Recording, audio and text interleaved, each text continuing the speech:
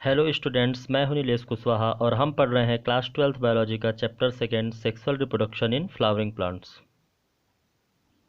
Okay students, megasporogenesis आज का हमारा टॉपिक है।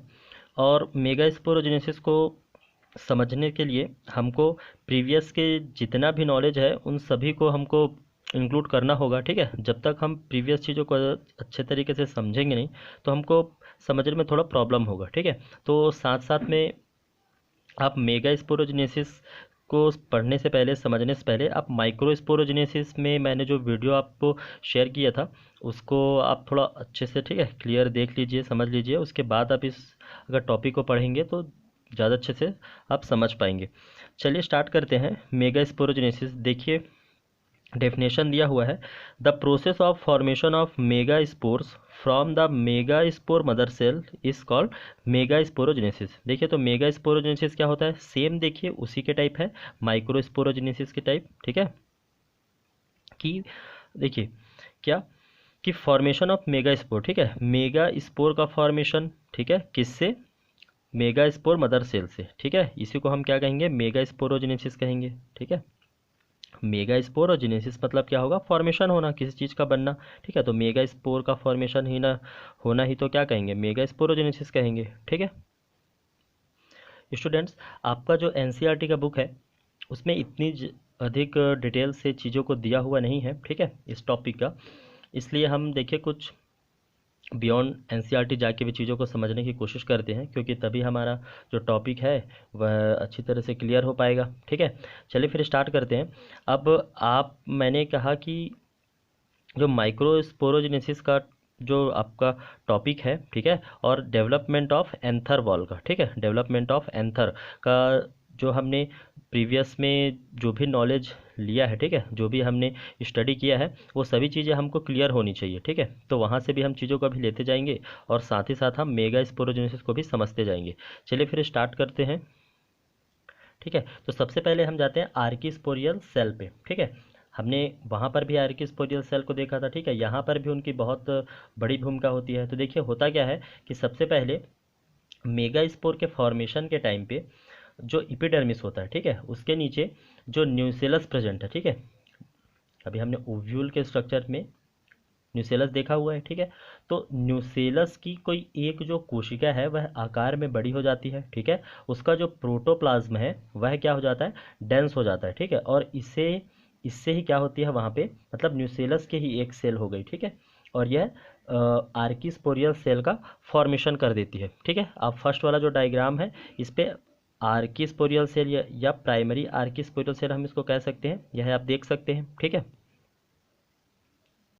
ठीक है, अब हमने देखिए वहाँ पर भी ये पढ़ा था कि जो आर्किस्पोरियल सेल है, ठीक है, इनमें कौन सा डिवीज़न होता है, आप याद कीजिए। तो आप देखेंगे कि आर्किस्पोरियल जो सेल है इनमें मेनली क्या होता है, पेरिक्लाइनल डिवीज़न होता है। ठीक है, वहाँ पर भी पेरिक्लाइनल डिवीज़न ही हुआ था। तो आर्किस्पोरियल सेल में पेरिक्लाइनल डिवीजन होने से टू टाइप्स के सेल का फॉर्मेशन होगा। ठीक है, इसमें देखिए ऊपर के साइड में आपको क्या दिख रहा है, प्राइमरी पैरेटल सेल। ठीक है, और उसी के जस्ट नीचे क्या दिख रहा है, प्राइमरी स्पोरोजिनस सेल दिख रहे हैं। ठीक है, तो लगभग अभी तक तो चीज़ें वही हैं, primary parietal cell and primary sporogenous cell.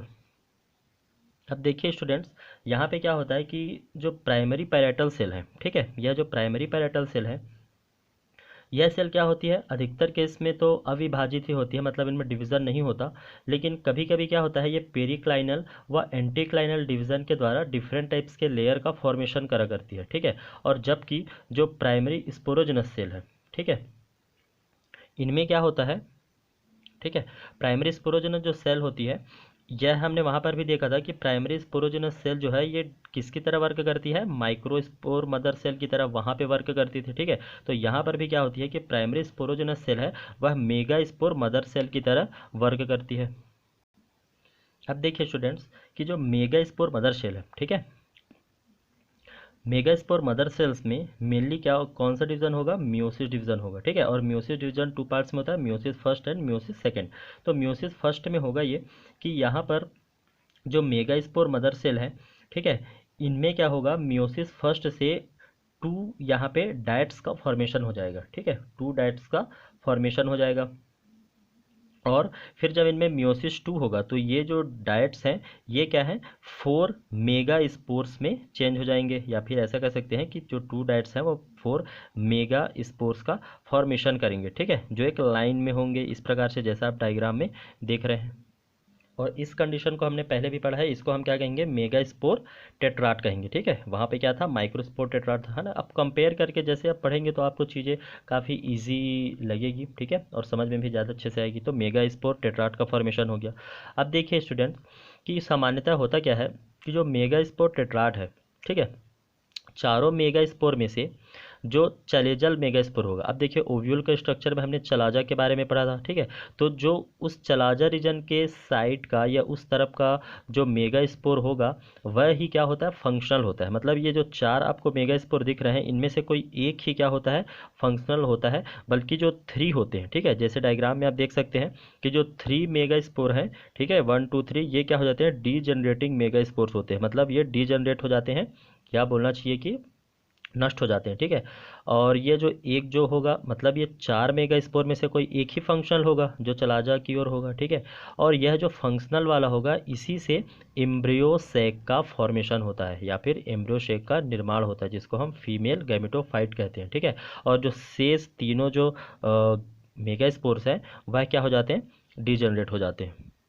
आप डायग्राम में देख सकते हैं 3 जो मेगा स्पोर है यहाँ पे क्या बता रहा है, डीजनरेटिंग मेगा स्पोर, और ओनली 1 जो मेगा स्पोर है यही क्या है, फंक्शनल मेगा स्पोर है। और इसी से आगे चल के एम्ब्रियोसेक या फीमेल गैमेटोफाइट का फॉर्मेशन होता है, ठीक है। तो यह था आपका diagram, different stage of mega sporogenesis, ठीक है। इसको आप जैसे अगर अच्छे से क्लियर समझ पाएंगे तो आपको मेगा स्पोरोजेनेसिस काफ़ी क्लियर हो जाएगा। तो स्टूडेंट्स अभी तक जो भी चीज़ें हमने देखी वह सभी चीज़ें एनसीईआरटी में तो मेंशन नहीं है, बट हमने चीज़ों को समझा जिससे हम कॉन्सेप्ट को और अच्छी तरह से क्लियर समझ पाएँ, जिससे हमारा कॉन्सेप्ट और अच्छे से क्लियर हो सके, ठीक है। अब देखते हैं क्या कि एनसीईआरटी में और क्या चीज़ें हैं उनको समझने की कोशिश करते हैं। चलिए, ovule generally differentiate a single mega spore mother cell MMC in the micropyle region of the न्यूशेलस।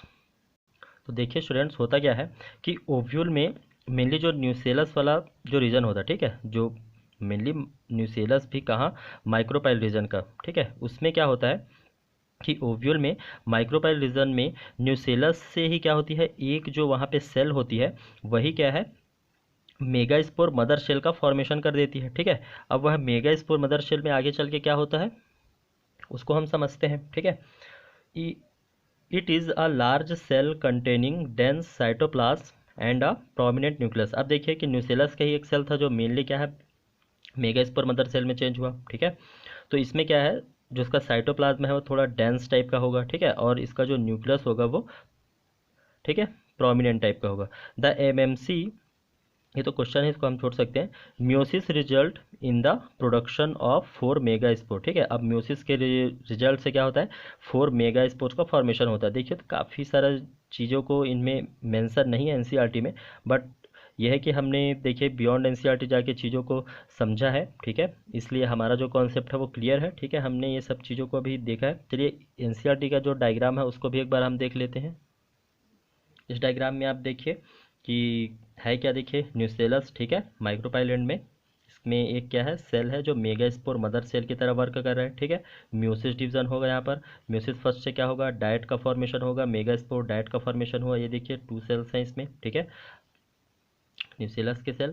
अब देखिए क्या कि इनमें जब म्योसिस सेकंड कंप्लीट होगा तो मेगा स्पोर टेट्राट का फॉर्मेशन होगा, ठीक है। और मेगा स्पोर टेट्राट का फॉर्मेशन होता है, उसके पश्चात हमने देखा है कि 3 इसमें जो मेगा स्पोर है वो डीजनरेट हो जाएंगे, ओनली 1 ही क्या होगा, चलाजल होगा, सॉरी 1 ही जो होगा वो फंक्शनल होगा, ठीक है। अब देखिए माइक्रोपाइलर एंड ये है, मतलब क्या है, कोई एक ही फंक्शनल होता है और वह चलाजा एंड का होता है, मतलब ये वाला हमारा क्या हो जाएगा, फंक्शनल हो जाएगा, ठीक है।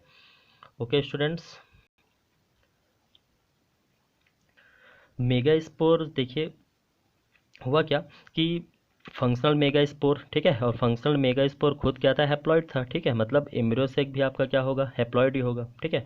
तो स्टूडेंट्स जो मेगा स्पोरोजेनेसिस का जो ये टॉपिक था यह हमारा यहाँ पे एंड होता है। अब जो हमारा नेक्स्ट वीडियो होगा वो फीमेल गैमेटोफाइट पर होगा, ठीक है, फीमेल गैमेटोफाइट या एम्ब्रियोसेक को हम उस वीडियो में समझने की कोशिश करेंगे। Okay, thank you.